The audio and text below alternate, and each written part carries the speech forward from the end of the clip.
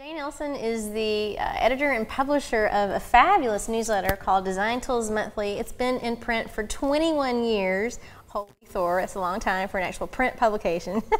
And it's 12 pages of tips and tricks for graphic designers. So instead of reading a million magazines and websites, you can stay up to date on your graphic design skills by getting this newsletter. Indispensable. Indispensable. Jay has also spoken at creative conferences around the world for years and years and years. He's the editorial director of planetcork.com and just an amazing, brilliant guy, and also very handsome and also very mine.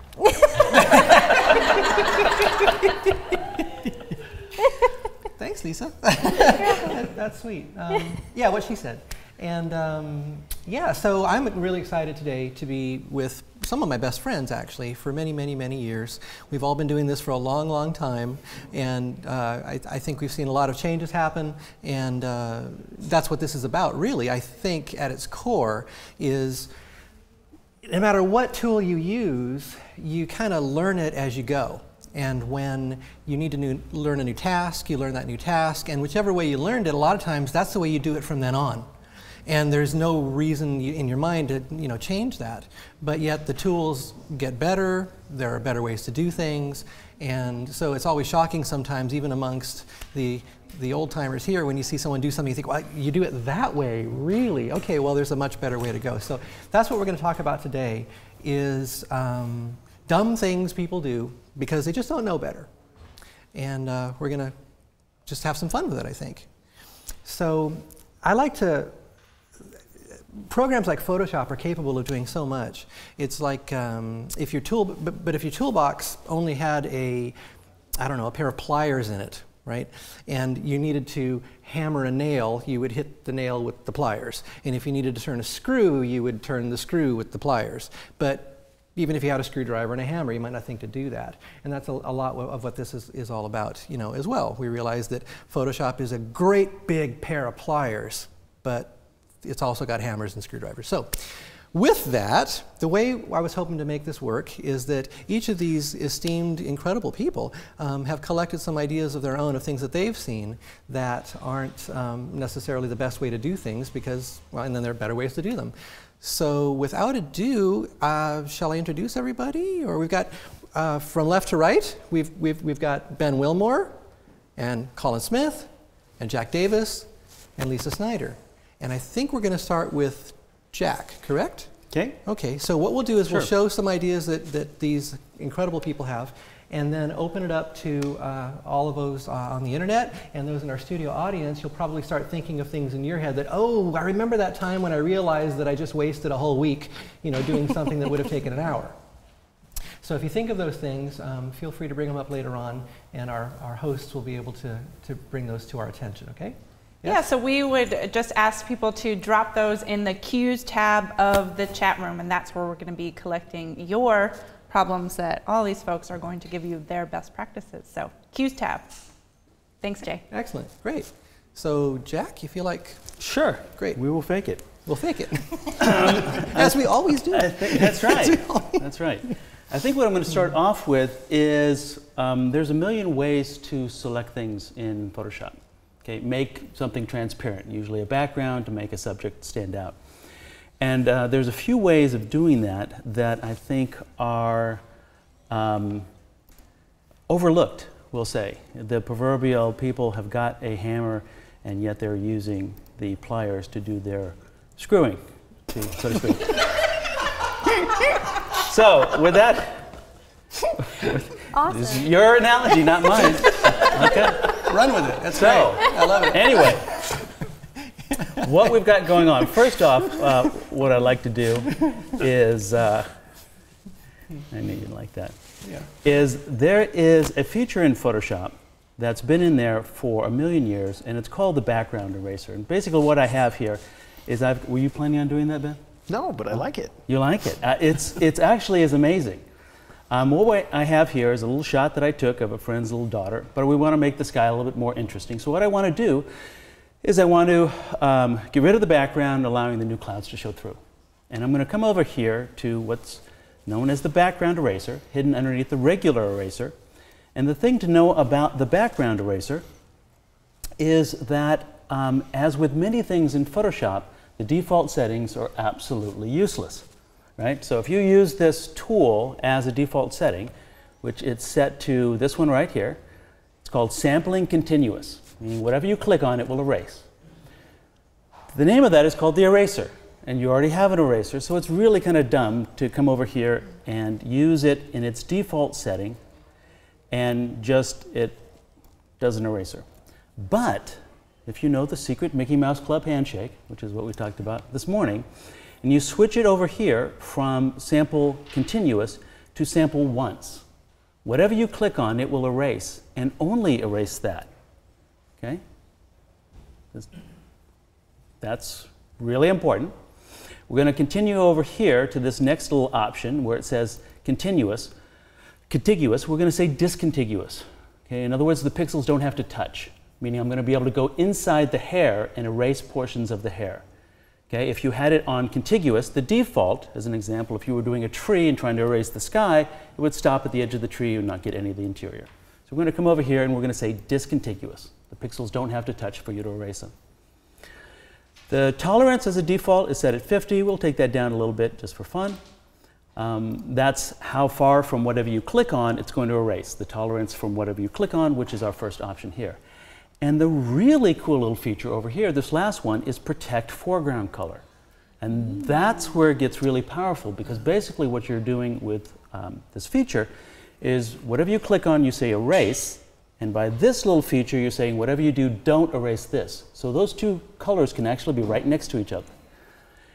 And the great thing about that is, as with all brushes in Photoshop, if you hold down the Option key on the Mac or the Alt key on the PC, it automatically lets you have the turkey baster, right? The eyedropper. So this is what I'm going to do, okay? I'm going to click on the sky, and that's going to be asking it, would you please erase this? But I'm going to hold down the Option key on the Mac, Alt key on the PC, and I'm going to come over to this translucent hair, okay, which is basically a blonde hair on a blue sky is basically blue hair. But I'm going to say you do not have permission to erase that light blue, but you do have permission to do this light blue. Okay? And then what I'm going to do is I'm going to make a big old honkin' brush using our square bracket keys, and this is what I'm going to do. Whoa!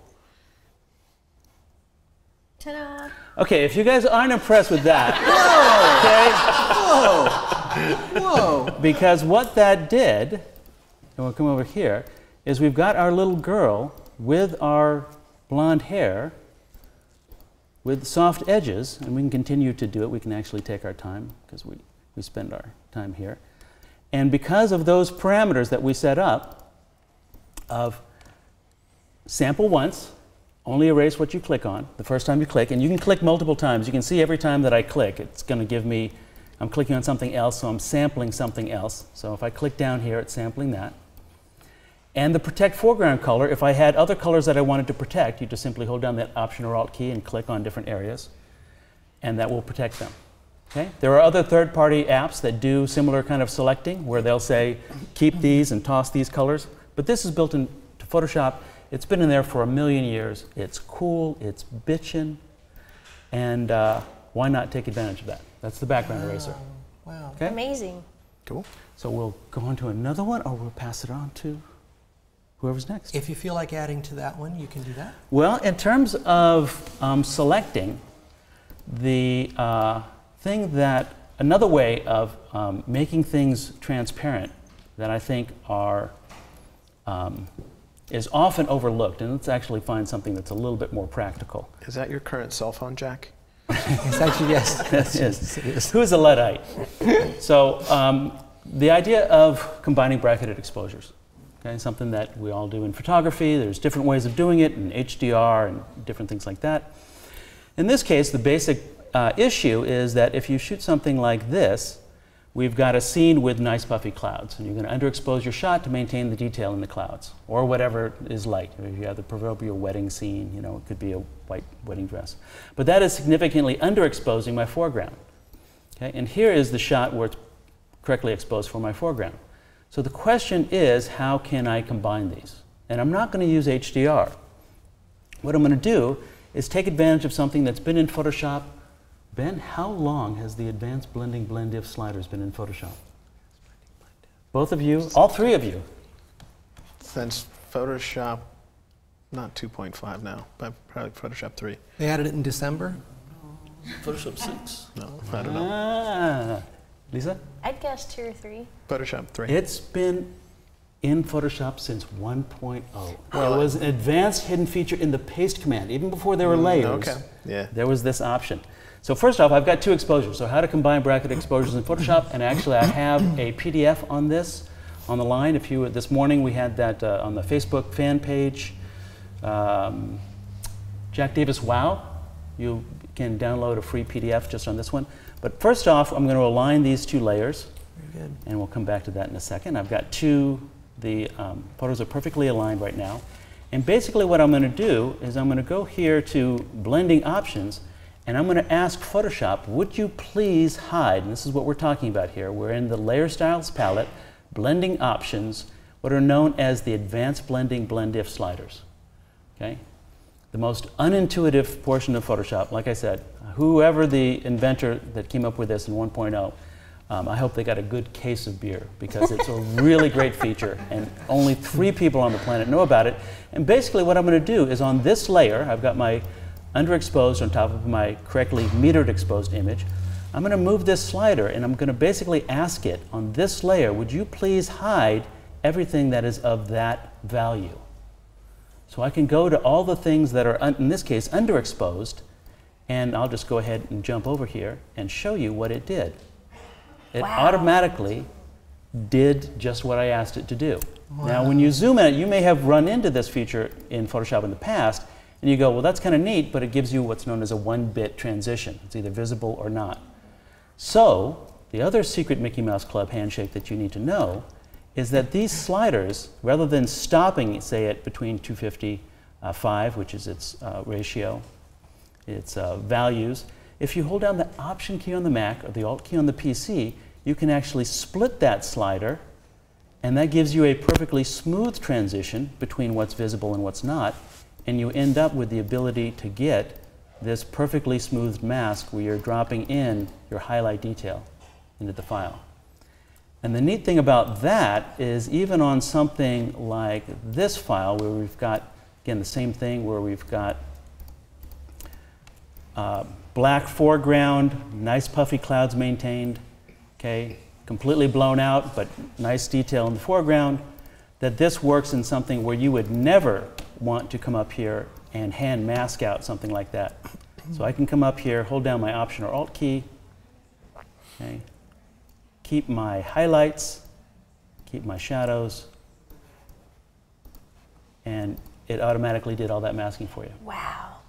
Okay. Nice. And if you've got things like moving leaves in here, which are never going to align, you can come up here and change your blend mode to something like darken only, and therefore there's no chance of getting multiple specular highlights. So that's combining bracketed exposures using the advanced blending sliders. And the other thing that, yes, this is a Luddite phone. Wow. The thing with that advanced blending sliders is it not only works on this layer, but you can actually ask it, would you please give priority to the underlying layers? And that means that you can actually put something behind. I've got the phone now in front of the sky and behind the clouds without doing any hand masking whatsoever. And by blending, by splitting those sliders, you've got a nice smooth transition, and it actually never touched the layer itself. It actually gave us this, what is known as a procedural adjustment. And this is actually how Monty Python did all their work, in case you'd ever. Okay, so that is ways to make things transparent. The first one was this background eraser. The second one was the advanced blending blend if sliders. Wow, that's fabulous. Amazing. That's fun. Yeah. Okay. Ladies next. Sure. Sure. Okay. So while she's getting that set up, you know, I'm not an advanced Photoshop user by any means, and in fact, I own a tripod but never use it. Now, obviously, you took those photos on a tripod so that they lined up exactly right.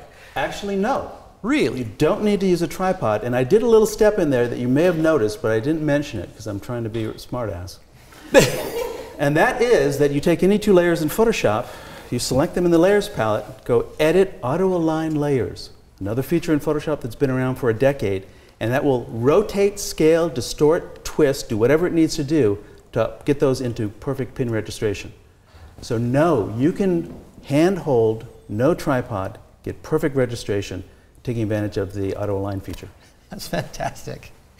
That's really... Can I just give a shout out from the internet because people are going wild in the Jack. We have Gina Marie Photography who says, I'm freaking out now. I am so loving this. And there were definitely a lot of wows. And people love that even Lesa Snider said, wow. Wow.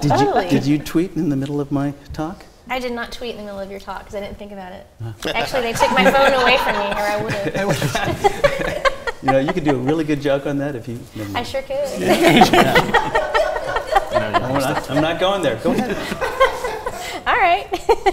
So one of the best practices or another editing habit to break that I like to share with you is to begin using Photoshop's vector shape tools instead of, say, the marquee tools. So what we're going to create is this oh-so-romantic soft edge vignette, but we're not going to use the oval or the elliptical marquee tool. We're going to use Photoshop's vector elliptical tool instead. Then I'm going to show you how to feather the edges of that on the fly as well as add a vector mask. And the cool thing about using the vector tools and vector masks is that they're infinitely scalable. You can transform those suckers all day long and never lose edge quality. You don't get pixelation because there's no pixels involved. They're made from points and paths. So we're going to create this oh-so-romantic collage, which I fully believe is a product that you can sell in your photography business. I mean, people will buy this kind of thing. So you learn how to do this, that gives you another sellable item if you're a photographer. And for designers, this is great for ads, all that kind of stuff. So this is what we're going to make, and this is how we're going to make it. So these images came from a stock photography company called Fotolia.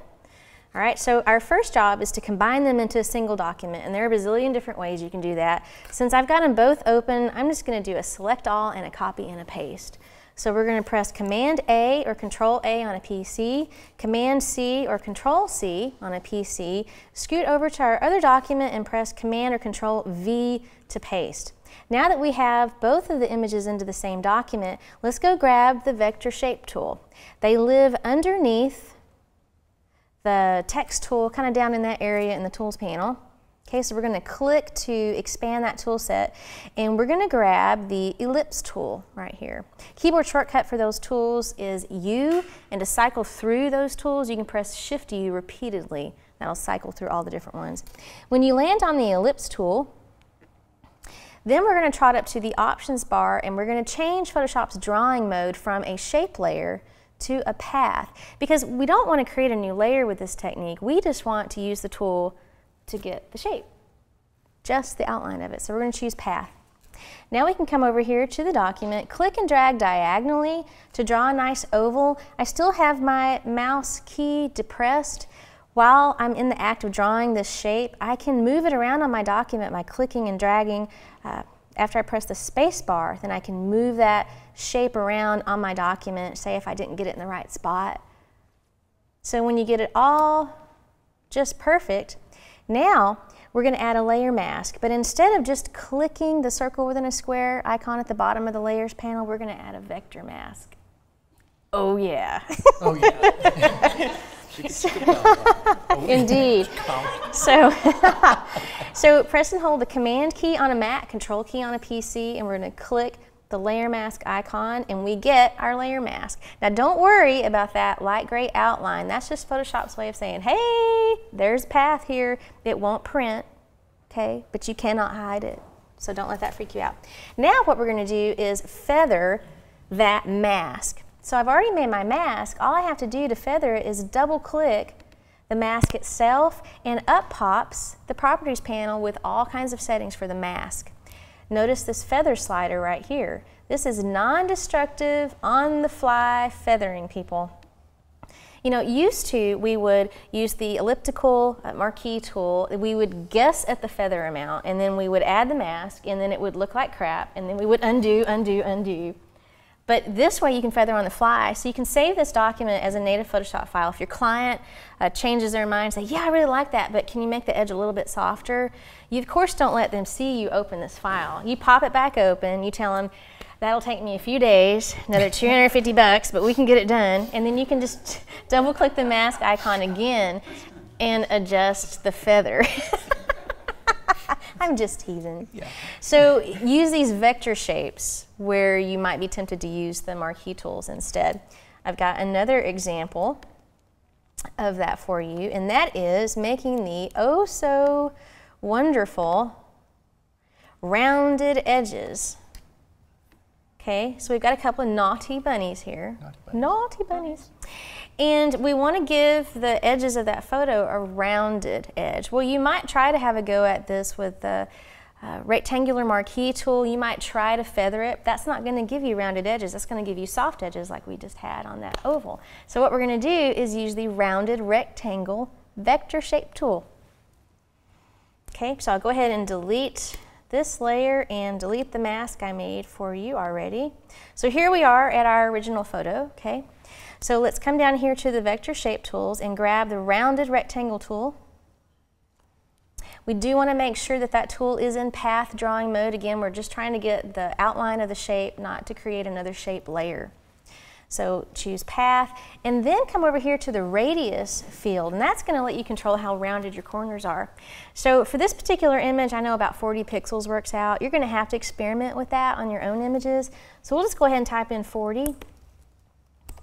And now we can come over here. I'll zoom out by pressing Command or Control minus, and we're going to click and drag diagonally to draw a box. Now at this point I can see with that outline how rounded those corners are. If you wanted to be more rounded, press the escape key, trot back up here, increase your radius, and then come back down here and click and drag diagonally. Now our corners are a little bit more rounded.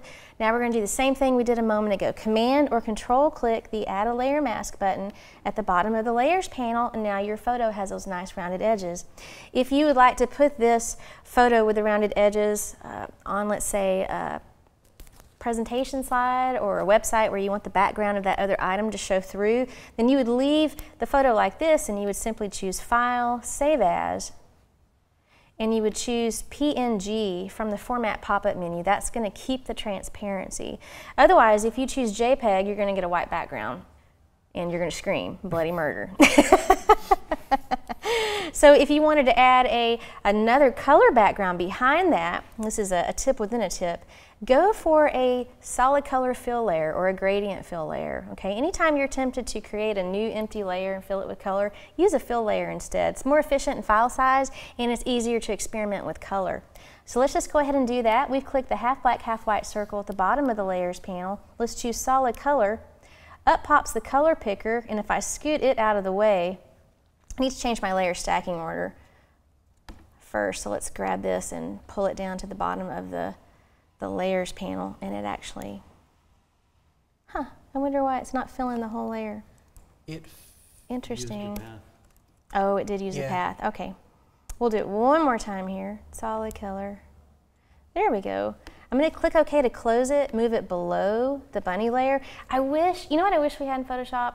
If we could Command click the adjustment layer menu to add a layer below the currently active layer. You know how you can Command click a new layer icon and it adds a layer below? I wish we could do that with adjustment layers. So I'm going to pop that back open, mouse over from the color picker, and then I can snatch a color from the image. So it's very, very handy if you're going to experiment with a background color to use these fill layers, because you can just double click the layer thumbnail to pop back open that color picker. And change the color. And change the color. That's my tip. That's so great. I love, the rounded corner is so trendy these days. It's very trendy. And it's nice, but it's also a nightmare, like you said, if you're trying to composite that on top of some other thing, and you get the white corners around those rounded edges that you really don't want. So saving it in a format, you said ping? Yeah. Maintains the transparency? Yes. Or native, I guess Photoshop would do that as well. If you were like in a print environment? Right. Would it probably if you were going to take this file like this and pop it into InDesign or Quark Express, just save it as a native Photoshop file, because these days InDesign and Quark would rather have PSDs than they would anything. Didn't used to be that way. And the transparency just shows whatever's behind the picture box or frame. Excellent. That's great. Great, thank you. Fantastic. So, Ben, you want to go next? Sure. So what I want to show is sometimes I find people end up scanning in their signature or scanning some existing what you might call line art. Line art meaning something that is solid black on a solid white background. And I want to show one issue you might run into with that and an alternative way of dealing with it. And so in this case, this might represent my signature or some other sort of scanned line art. And I want to remove the background so I can put something else behind it. Now, one of the issues you can run into is, let's say I just rename the background layer, because you can't remove the background, can't delete anything off the background layer. It's got to be named something else. So I'll double click, give it any old name. It has to be any old name. Well, that's what I said. It has to be that. And then to remove the background, some people would end up doing something like maybe grabbing the magic wand tool or the quick selection tool, any of those, and trying to come in here and click and get these areas. You can hold shift to get in between things. And the problem with doing anything like this is, first off, we're going to have to be clicking around a little bit to get in between all these, although I think I could have turned off this checkbox called contiguous. Contiguous means give me one unbroken chunk. Like the United States minus Alaska and Hawaii. If you turn off contiguous, it can look across the entire document instead. So I could have done it with one click. But here's the problem. If I delete that background right now, hit delete, and then later on add something underneath it, let's see what happens. So I'll come over here, and let's try a solid color layer. We'll just put any old color back there. I don't care what. Just going to drag that so it's underneath. This could be anything, a picture, anything. Look at the edges of everything. If I like halos, Ben. Yeah, nice. So anyway, this is 100% view right here. And what happens is when you scan text or your logo, you're not going to get solid black on solid white. Right where the black touches the white, you're going to have a slightly soft edge. And sometimes that soft edge only takes up 1 or 2 pixels. Other times it's even softer, depending on what you have. And even if you have text, text is usually what's known as anti-aliased. This is text that I typed in Photoshop, so you'd think it would be like pure and exact. But can you see around the edge? And I'm not sure if you can see this on the video feed because very small things are hard to see on the video feed, so I'll zoom way up. But I can see a white kind of halo.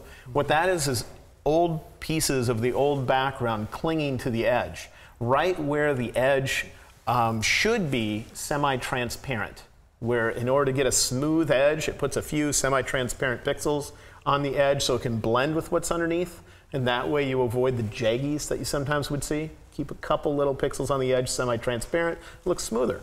So let's look a little bit about how could we end up doing this in a more ideal way. So the eraser tool. Yeah. That's it. Okay. Manually painting with the eraser tool. That's it. I'm going to choose undo a few times. No? And by the way, to get multiple undos in Photoshop, instead of typing the normal Command-Z or Control-Z in Windows, just use the same keyboard shortcut you're used to using for undo, and just add the Option key if you're on a Mac, or add the Alt key if you're in Windows. Then if you type it, you can go back multiple steps. Whereas the normal Command-Z just undoes something, you type it again, and it reapplies. But add the Option key on a Mac, Alt and Windows, to that standard keyboard shortcut. You can go back lots of steps. Okay, so here's the technique I'm going to use instead. Instead of thinking about deleting the background, I'm going to think about reproducing the text or signature that's there, recreating it. How do I do that? Well, I need to get a selection in the same shape as what I have there. And I'm going to make this a little more difficult because when you scan things in, oftentimes the sheet of paper that you had written on doesn't come in a solid white. Whereas this document, since I made it in Photoshop, it's solid white. So I'm going to do something in here to just go to Levels. In Levels, this isn't something you do to your pictures. This is something that would automatically happen because your scanner doesn't make the sheet of paper come in white. It comes in as a very light gray. So in Levels, the lower right slider takes what used to be white in your document and changes it to whatever this slider points at. So I'm just going to point it over here to act as if I scanned this in and the paper didn't come in solid white. Just so I make sure I cover that. All right, so let's say I've just scanned this image. Now I want to somehow recreate the graphics that are there. So what I'm going to do is start off by doing a select all to select everything. And then I'm going to copy. And then I'm going to turn on what's known as quick mask mode. Quick mask mode can be turned on just by typing the letter Q all by itself. Not Command Q or Control Q, just Q all by itself. Q. And it doesn't look like anything happened, but as long as you type Q, something did happen. And in fact, at the top of your screen, you should see right up with the name of your file, it'll say quick mask to let you know you did something. Now that quick mask is turned on, I'm going to go to the edit menu and I'm going to choose paste. And that's going to paste a copy of this scanned image, let's say, into quick mask mode. Okay, you see kind of a red overlay. And then what I'm going to do after pasting it into quick mask mode is I'll choose image, adjustments, levels. And if the paper that I scanned this in with didn't come in as white, what's going to happen is you'll have a bar chart up there. And the bar chart will usually have, instead of just one little spike here, this will be more like a thick area that'll show up. But you'll find that there'll be a spike on the histogram, but it won't be all the way on the right side. The right side is where white would be. If the paper didn't come in as white, there'll be nothing over there.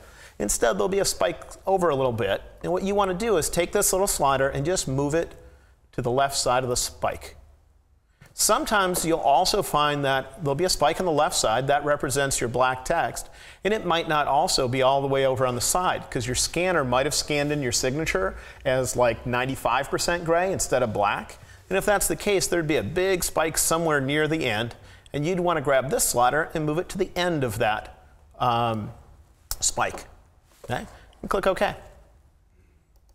Now, at this point, we can get a selection by just turning quick mask mode off. All I'm going to do is type the letter Q. What it just did is it selected all the white parts. So in this case, it has all the paper selected and none of the text. And this is when a lot of people would think, let's hit the delete key. Great, we had a perfect selection for this. Now, we'd have the same issue we had a few minutes ago, where on the edges, where it would be a slightly soft edge, it would leave a little hint of the old background. So instead, what we want to do is go to the Select menu and choose the opposite, or inverse. That way, instead of having the white background, we'll have the black of the graphics that are here. And then, instead of deleting things, we're going to recreate them. I'll go to the bottom of my Layers panel, click, and I'll choose Solid Color. And now I could choose what color do I want my graphics to be. Do I want them red, or do I want them black? I'll make them black, because we're trying to reproduce that. And then you can simply throw away the layer that contains the original scan, because you've reproduced it. So I'm going to throw that away. And then let's see if we have any issues with it. Let's go over here and add our solid color layer, just like we had before. And before, didn't I choose like an orangish or something? Sure. Let's go for that. Bacon color. Oh, bacon, yeah, red. Yeah, bacon. Yeah. Oh. I encountered a giant life-size bacon today at Pike's Market. Check my Facebook fan page to see photographic proof. So now let's zoom up on this and see what the edges look like. Oh my. Now, this had a slightly soft edge on it, and you notice that it perfectly blends with that background. And over here, I even used a soft edge brush, and you see that it perfectly blends with the background. There's no hint of white around the edge. There's no hint of the old background. Somewhere up there is bacon. There it is. And here, if you see anything there, that's due to this display, meaning if I look on my computer screen right now, I don't see it. For some reason up there I do. But if I zoom up close enough, whoops, not that close. But on this computer screen, I don't see it, and it doesn't exist. On this little screen, for some reason, it is showing a little bit. So instead of thinking about deleting the background on scanned line art, think instead about reproducing that out of a brand new layer. And by doing so, the edges won't have hints of the old background in it. Does that make sense? Yes. Yeah. Got a couple others, quick ones if you want. Totally. I don't know.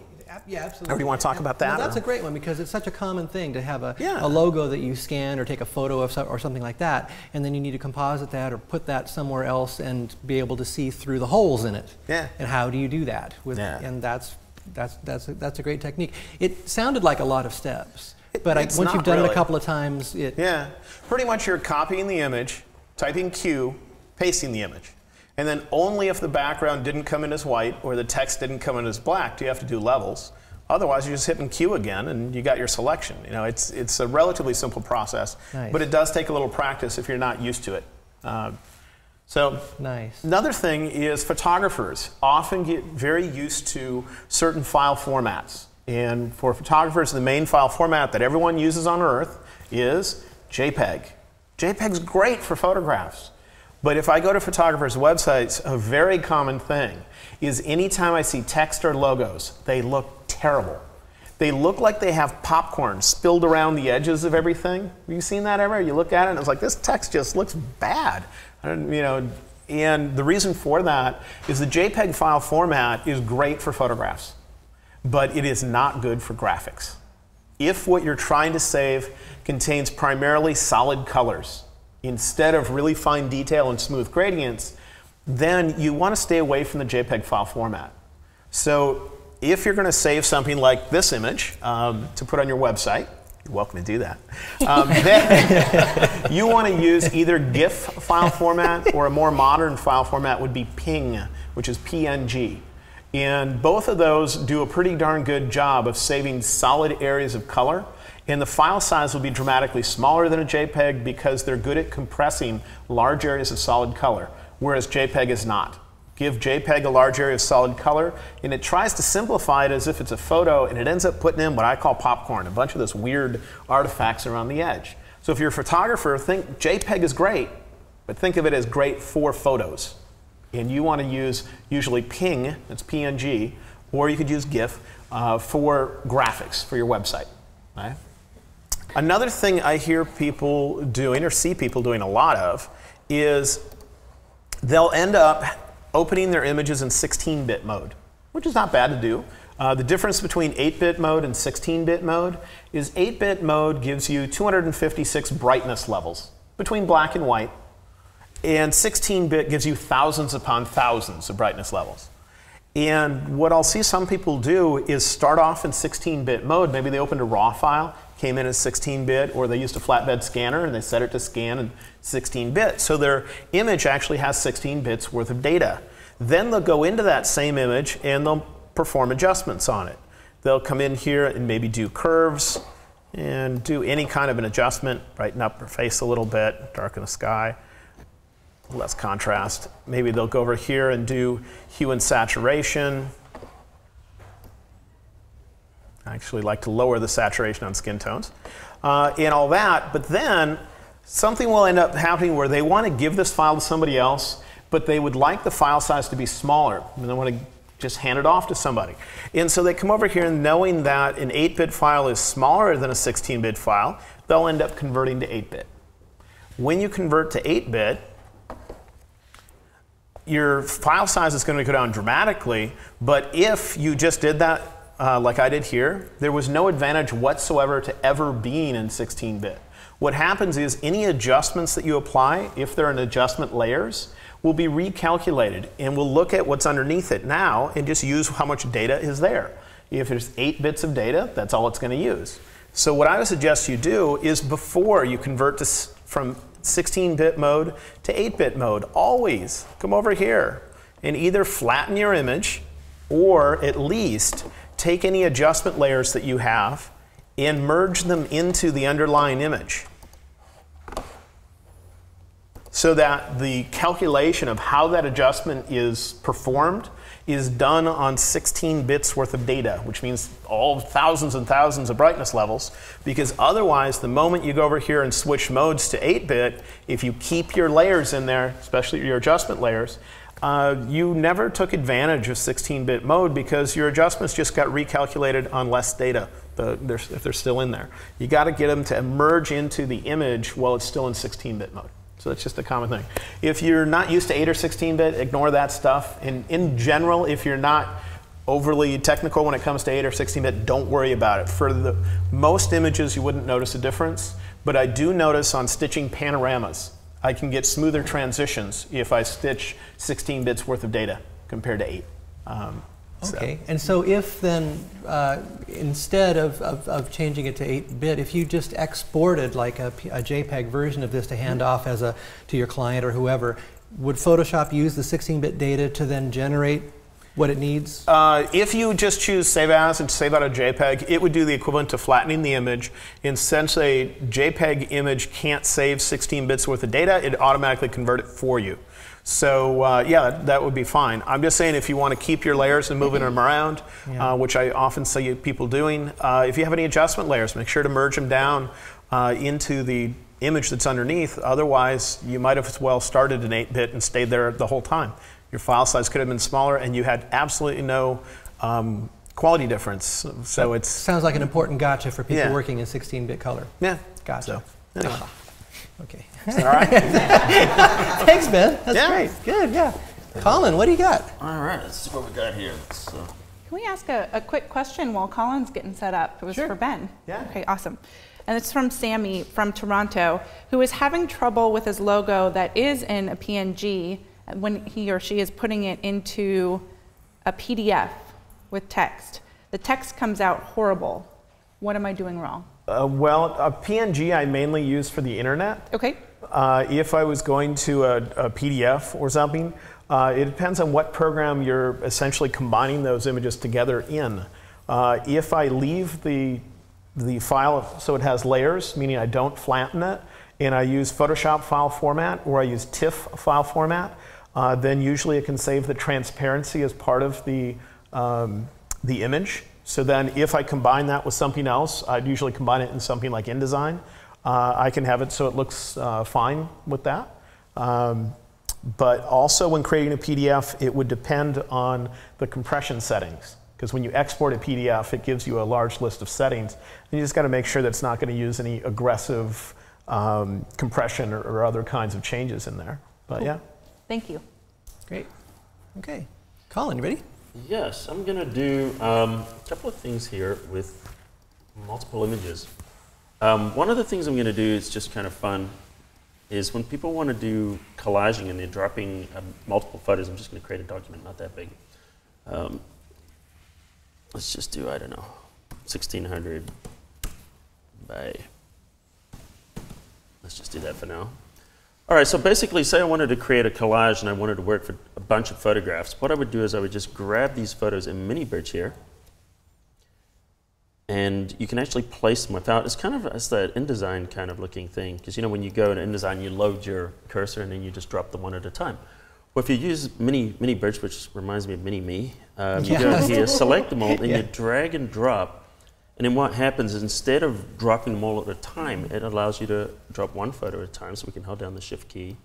We can arrange it, we can size it, we can do whatever we want, hit Enter, and then it gets loaded with the next picture. Nice. That's great. So we can kind of go there, do that. And if you want to move it from the middle, hold the Option key, as well as the Shift key, and then we can kind of move these out and do a little layout here. And so here's the other thing about this, because I'm going, how many pictures? I've got about 6 or 7 photos loaded here. I hit Enter. So now the thing is, if you get lazy and you're like, you know, I'm done, I don't want to do anymore, just hit the Escape key and it will let you go out of there. Just hit Cancel and you're done. Nice. So you can continue to place them and rotate them and do different things, or you can just drop them. The other great thing about it is they come in as smart objects, which means that you can keep rescaling them all day long without losing any quality. Ah, smart as objects. you've probably seen. Actually, just let me show you this on smart objects. I wasn't planning on this, but why not? And also, I think if the pictures are much larger than the document you're bringing into, I think it's going to automatically start by making it fit. Meaning, you're not going to have a picture that's sticking out beyond the bounds of that document. It'll start off with it fitting within the bounds of the document you're bringing them into. So it's convenient. Exactly, and that's beautiful. You know what? I'm going to drag this picture here to show this. You can turn that on or off. Just so you can see this. Okay. So what I'm going to do is just, for fun, just to show you, because this is not really what I planned, but I may as well since we touched on smart objects. I'm going to make 2 copies of this. Command J copies that, and then I'm just going to right-click, if this mouse doesn't right-click. Okay, let's try this. Rasterize layer, So what I'm going to do is I'm going to show you what happens when you scale it without a smart object. So this is what happens. You take it all the way down, and you hit enter, and then you go all the way back up, because graphic designers do this all day. It takes them about 10 minutes to design something and about 4 hours to noodle it and keep changing it. And each time they do it, it loses more and more quality until eventually it looks like this. So let's hide that for a second and let's go to the smart object. So I'm going to take the smart object, I'm going to do the same thing. I'm going to even shrink it down even way smaller. And let's take it way down to there. And then I'm going to go back up again. And the thing about a smart object is just a container. So if we compare this, smart object, non-smart object, see the loss in quality you're getting there? So smart object is just like basically shrink wrapping your image inside a little container, and everything you do, you're modifying the container, not actually your image. It's just referencing your images. So you're just moving around a non-destructive object. You can be scaling it. You can do a bunch of different things with it, and the photo will always keep its quality. So you should do that anytime you possibly can, then? Anytime you're going to be scaling images, whenever I drop images in and I'm not sure they're going to go exactly that size, I always put them in a smart object. Which is all the time, yeah. So good. And the other thing about it, well, the other thing about it too is, you know, when you apply the filters, they become smart filters, but I don't want to go down that hole. What I want to show you here is creating a slideshow. What I'm going to do is create a slideshow out of these, but I'm going to show you how to create a slideshow in about 3 clicks. Maybe there might be, give or take, you know, 1 or 2, but. All right. Let's start counting. Yeah, so, Okay, wait. So I know that usually, actually it's probably going to be more than that. Yeah. Yeah, it just sounded good. It sounded good. It sounded good. Okay, all right. So 3 minutes or less, how's that? I'll go with that. Okay, so instead of, you know, so we can create a document and we can bring all our images in and do all that stuff. So I'm not going to do it that way. What I'm going to do is I'm just going to go to the automate, and I'm going to use the scripts here. Ben's counting clicks. Are you counting clicks? He's counting This clicks. is still 1 click. I haven't let go of the mouse yet, by the way. So this is load files into stacks. So what we're going to do is we're going to load these files into a stack. So we've got to find them. This doesn't count. I'm trying to find my files. And we are here. So I've got all the files here. I'm going to select them. I didn't touch the mouse. Look. No mouse, no mouse. And you know what? I'm going to hit open here. No mouse. Well, I'm at it. I'll hit OK. Why not? So, OK. So I've loaded. That was only 1 mouse click so far. So I've loaded all these images into a stack. So now here's the thing about it. OK, that's great. I've got a stack of images. That's wonderful. So if you turn these off, you can see here's my photos. So what I want to do is I want to turn these into a slideshow. So what we're going to do is click the create video, and I'm going to ignore Ben now. So what we've done is we've got ourselves a timeline. So these are all set to move over time, but the problem is right now they're all stacked one on top of each other. Now I have seen incredibly painful ways of people building a slideshow at this point. One of them is manually dragging everything one after the other. You didn't do that in your video class, did you? No. Okay, good. No, sir. So what I'm going to do is select all of them, and then we're just going to click up here in the little thing, and we are going to new video group from clips. So if we click on here, what it does is it puts into one continuous slideshow. And 1 click, see that? And then at that point, if you want to, you know, add transitions and all that kind of stuff, we can do that. So we'll just drop some crossfades. I wish there was a way to automate dropping the crossfade. Agreed. But there's not. Maybe that's something. This is a few clicks here. Oh no, this is the additional stuff now. Oh, we've already done the technique. Uh-huh. So I could try and do the whole thing with keyboard shortcuts, and then we'll hit the space bar, and now we've got our slideshow. Now, of course, you can add music to it and all that kind of stuff. So, but. So you just entered into a realm of Photoshop that I would guess a whole lot of people, well, especially if you don't have the Photoshop CS6 or newer, don't know about, which is the whole video world. Yes, well, the interesting thing actually that a lot of people don't realize is the timeline has actually been in Photoshop for a long time. Okay. And you have actually been able to do this for a long time. They've just made it a lot easier. The other thing they can do too is if you right-click in here, just a bonus thing, we can do Ken Burns effects. So if we choose, you know, pan and zoom, we can choose where we want to go. We can choose how much we want to zoom. And if we go back to there, let me just drag that across. Thank you. And then at this point here, you know, when you go into these transitions, you can actually automatically add these different types of transitions very quickly and easily. It looks very pixelated, but not on here, just on there. Right. So it's very quick and easy. You can also add music tracks and all that kind of stuff. But if I got time for one more, I was going to show you one more thing working with these multiple images. We're good? Yeah, absolutely. Okay, so what I'm going to do is basically go back and do what I was doing. I'm just going to load these in. I'm going to choose the, are you still counting my clicks there, Ben? No, I think you're supposed to be what am I done up with to that now? technique. You ran out of fingers. And your advertisement of 3 clicks was so overblown there, dude. You ended up with about 25. 25 was it? Yeah. Okay, all right. So I'm just going to click OK, and I'm just going to load these into a stack. So this is just like a really quick thing for people that like to lay out stuff and put them, and they want to align them. I've seen people do these very difficultly. What I'm doing is I'm just selecting everything, and I'm just going to shrink them down just so we've got small files here. And then at this point here, I'm just going to just click away. I'm command clicking, and I'm just going to drag these out. So if I want to, I've seen people, you know, grab the ruler tool and break up the page and try and get these exact. And so what I'm going to do is I'm just going to use the align and distribute. So I'm just selecting these. So what I'm going to do, here's a couple of tips. I'm going to hold the command key and drag. Notice as I'm dragging, it's selecting and deselecting layers just like in Illustrator. See that? So if I select all those layers there and then I decide I want to distribute them evenly, I click the distribute, and then I can align them to the top. So I'll pull this puppy up there. Now I'm going to click and I'm going to select this first one and I'm going to select the last one. I just want to make sure that that last one is aligned with there, and it does snap. And I'm going to click and drag again, do the same thing, distribute. Actually, I took that one too far. Let me do it there. There we go, snapped in there now. That's good. Try it again, distribute, and align. And then we can grab our last 2 here. And we're going to, notice that it just kind of snaps in there. It's kind of nice with those smart. Did I get them both?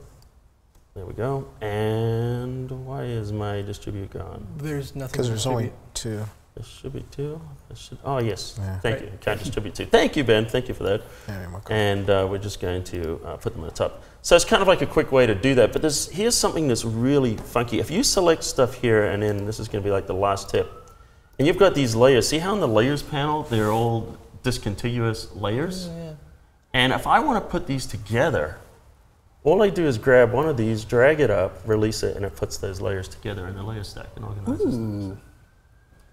Excellent. Yeah.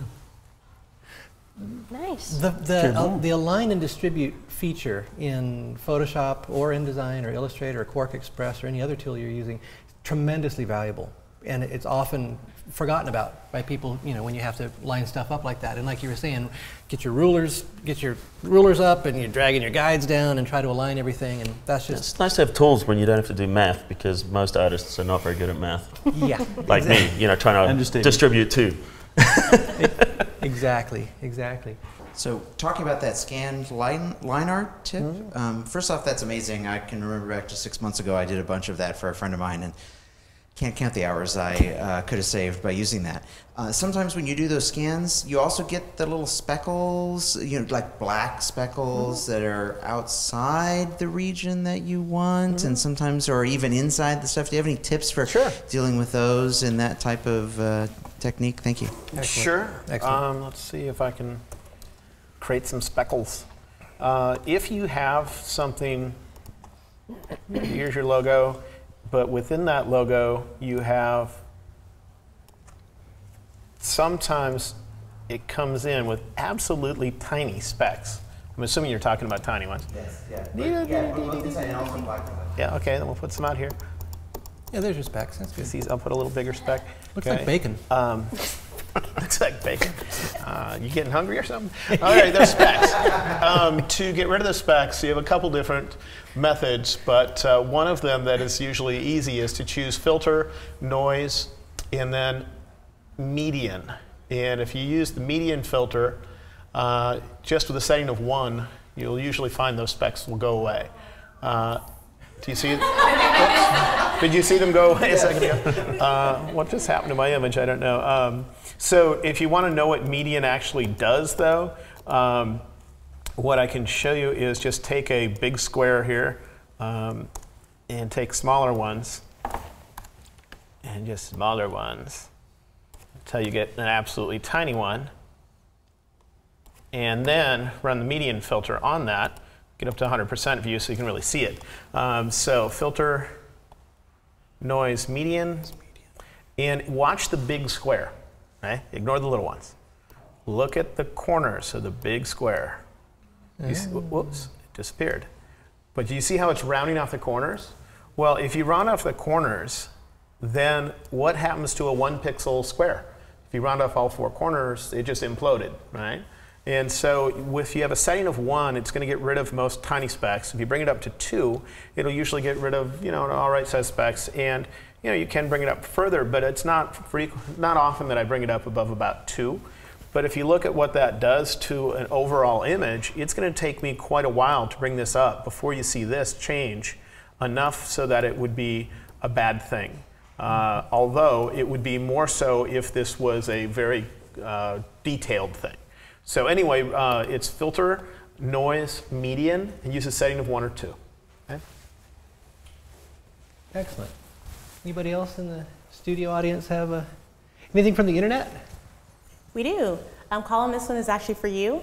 Erica in Edmonton would like to know, so you just made the timeline into a slideshow. How do you actually save it so you can upload that to YouTube? You can actually save it out very easily. Let me just turn Ben's thing into a video. There we go.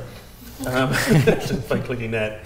And all you do is you just choose File, we use Export, and we choose Render Video.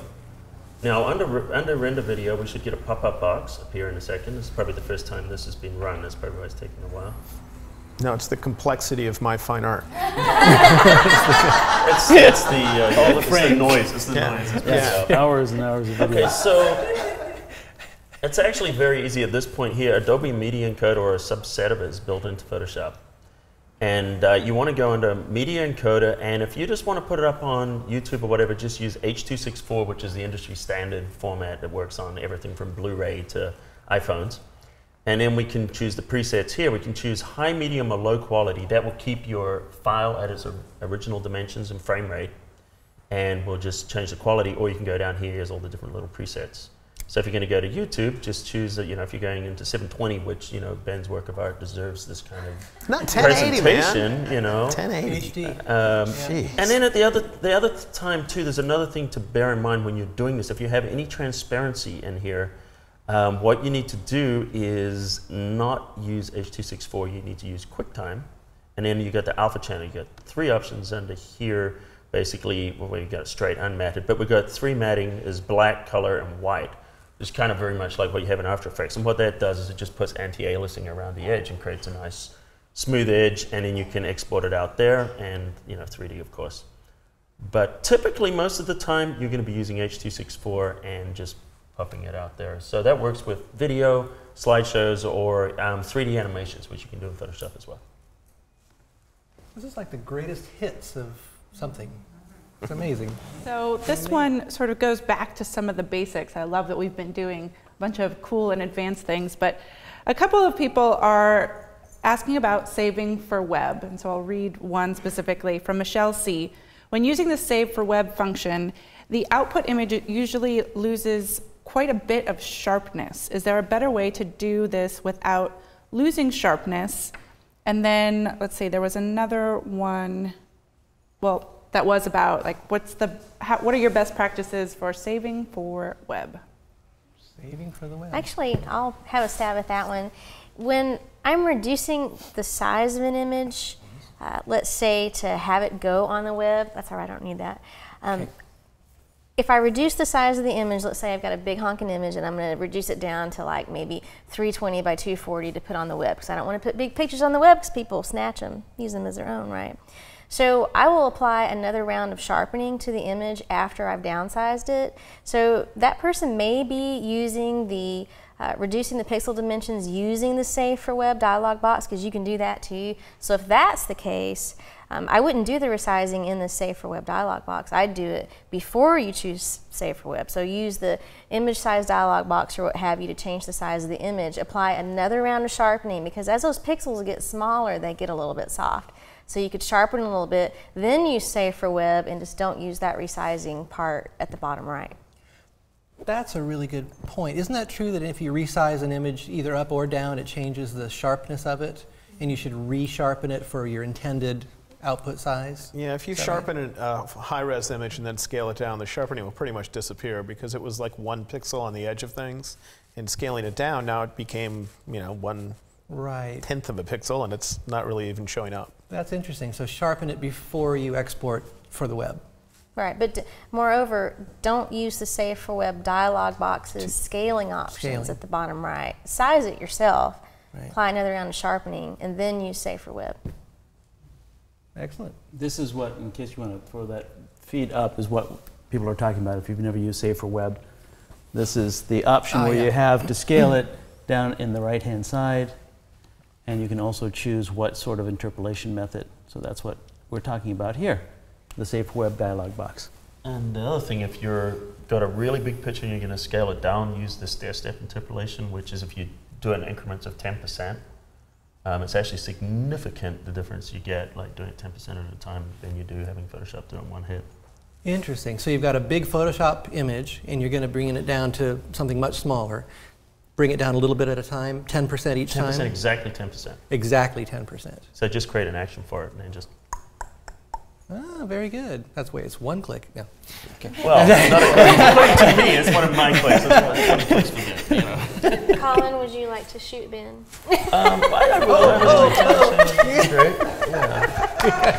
Collateral, watch for collateral.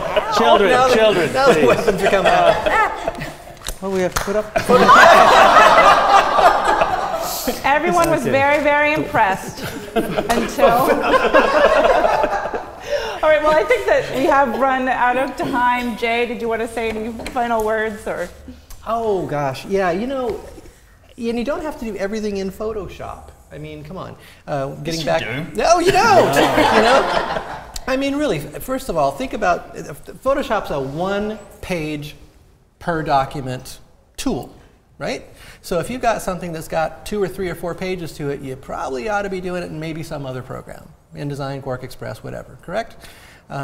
So I would just like to say if there's anything that you can think of that is one thing you should not do in Photoshop, that there's probably, that maybe you've seen people do before, okay? Is there anything, I hate to put you on the spot like that, but you should never ever do color, tone, black and white conversion, sepia toning, hand tinting in Photoshop. That should all be done in Lightroom or Adobe Camera Raw. Whoa. Yeah, never, ever, ever use Photoshop for any of those things. If you are, you're wasting time. That's me personally. I don't know. I want to see some rebuttals to that statement. I don't know. Yeah. You go ahead and rebuttal. Go ahead. And I would say if your document includes more than 2 paragraphs of text, you ought not be in Photoshop. do that in something like InDesign, Quark Express, Pages. Yeah.